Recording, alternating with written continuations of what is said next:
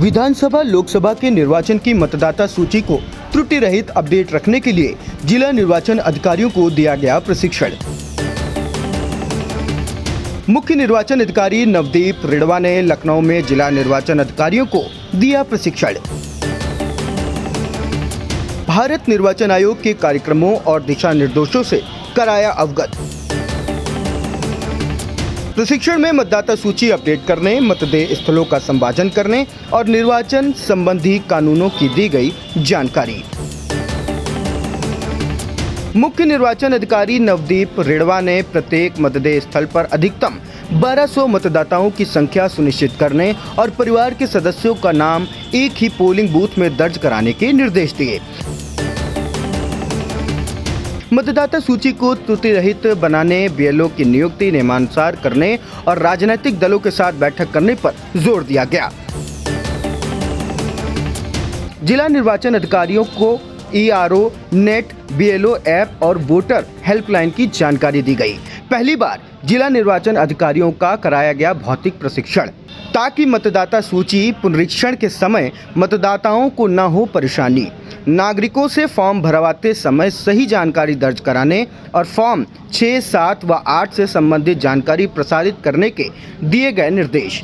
गुरुवार को लखनऊ में आगरा, मैनपुरी, फिरोजाबाद, कानपुर नगर, लखनऊ, रायबरेली, उन्नाव, सीतापुर, हरदोई, बाराबंकी, झांसी, जालौन, ललितपुर, बांदा, हमीरपुर, श्रावस्ती, फतेहपुर, बरेली, शाहजहांपुर, बदायूं, अलीगढ़, मुरादाबाद, गोरखपुर तथा पीलीभीत जनपदों के जिला निर्वाचन अधिकारी यानी कि जिलाधिकारियों को दिया गया प्रशिक्षण।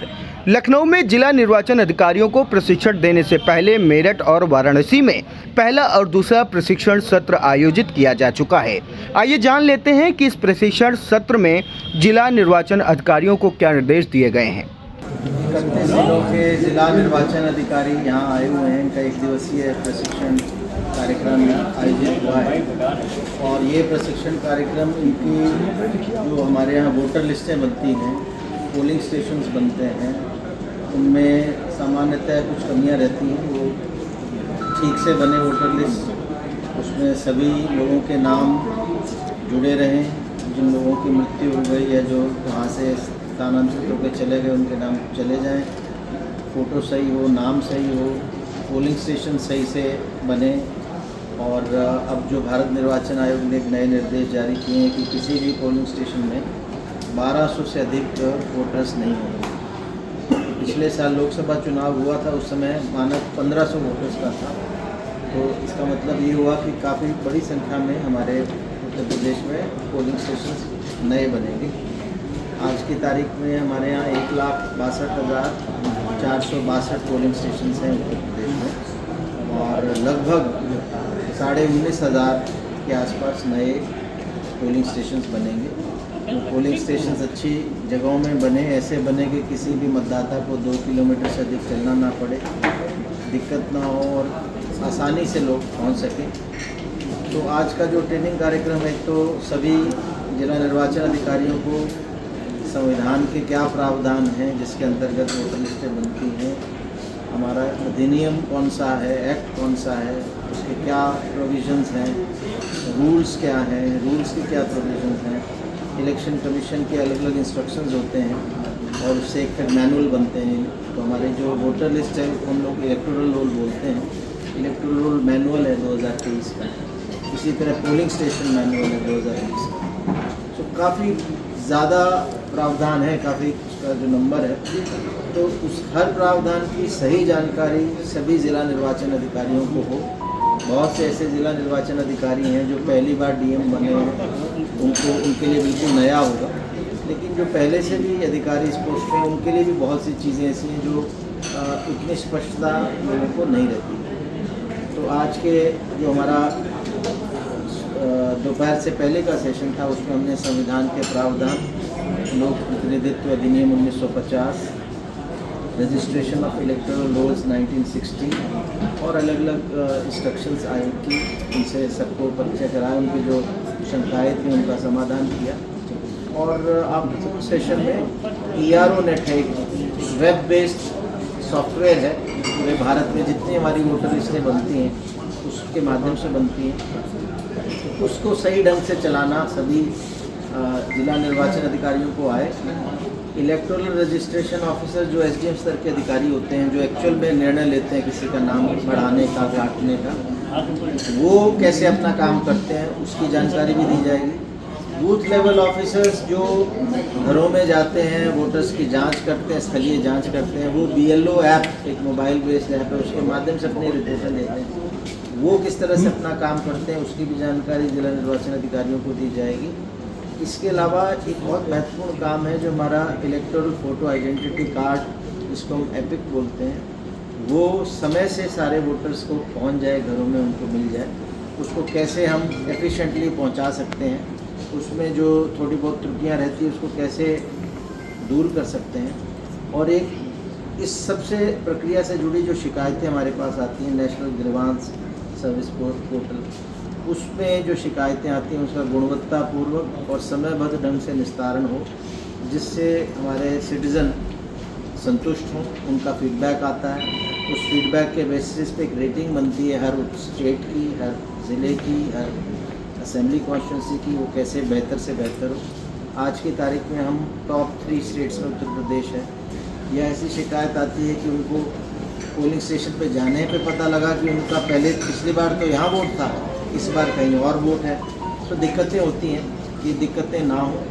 इसके अलावा भारत निर्वाचन आयोग के ये सख्त निर्देश हैं कि जो हमारे वोटर जाते हैं पोलिंग स्टेशन पे, तो उनको मिनिमम फैसिलिटी पोलिंग स्टेशन पे मिले, पीने का साफ पानी मिले, महिला पुरुष के अलग अलग शौचालय मिले, वहाँ रैंप बने हो जिससे दिव्यांगजनों की, अगर उनको हम व्हील चेयर के माध्यम से ले जा रहे हैं तो जा सके पोलिंग स्टेशन से अंदर, फर्नीचर पर्याप्त हो, वहाँ लाइट की पर्याप्त सुविधा रहे, वहाँ प्रॉपर साइनेजेस हों, तो इनको एश्योर्ड मिनिमम फैसिलिटीज़ AMF बोलते हैं।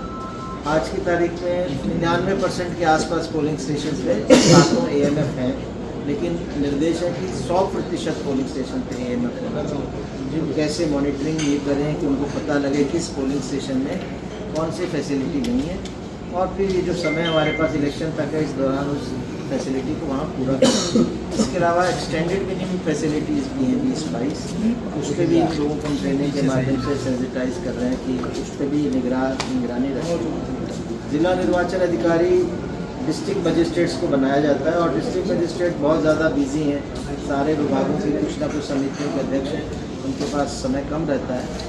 तो आज का जो हमने ट्रेनिंग एक दिन का बुलाने का आशय ये है कि बड़े फोकस्ड वे में उनका पूरा ध्यान election, electoral roll, polling station के प्रावधानों की तरफ हम दिला पाएँ। और ये पहली बार हुआ है उत्तर प्रदेश में कि इलेक्शन के समय के अलावा वोटर लिस्टों को लेकर पोलिंग स्टेशन तो अच्छे बने, इसको लेके शिकायतों का निस्तारण अच्छा हो सिटीजन्स का, इसको लेके हमने एक दिन का प्रशिक्षण किया है।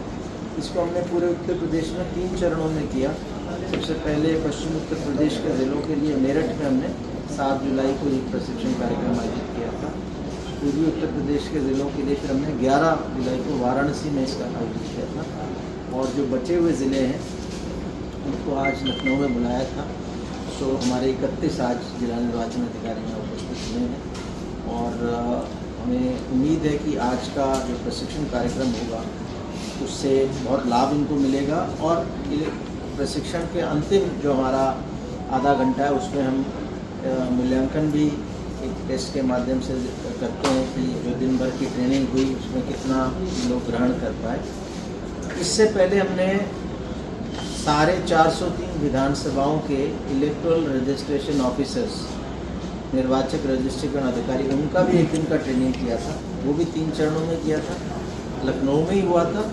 सो उसमें हमने सभी EROs को ट्रेनिंग किया। दूसरे फेज़ में हमने 3 चरणों में सारे ज़िला निर्वाचन अधिकारियों का किया। और इसके बाद निर्देश ये हैं कि ज़िले में जो उप जिला निर्वाचन अधिकारी हैं, ADM स्तर के एक अधिकारी रहते हैं, उनका, और हर ERO के साथ 5-6 AERO हैं, सहायक निर्वाचक रजिस्ट्रेशन अधिकारी, इसमें तहसीलदार, नायब तहसीलदार, BDO, ABS इस स्तर के अधिकारी, उनका प्रशिक्षण जिलों में किया जाए।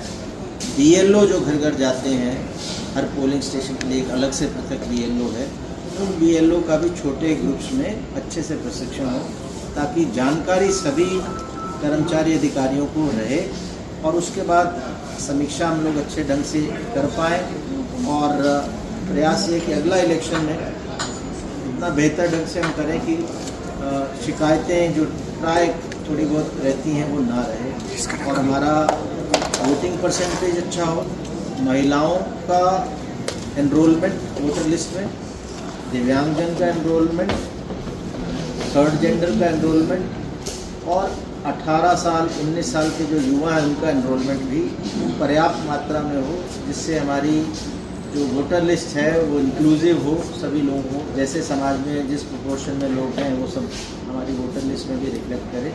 ये भी आज के प्रशिक्षण कार्यक्रम में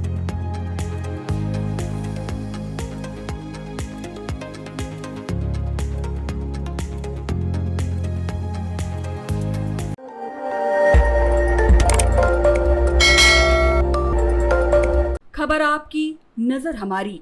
देखते रहिए आई इंडिया।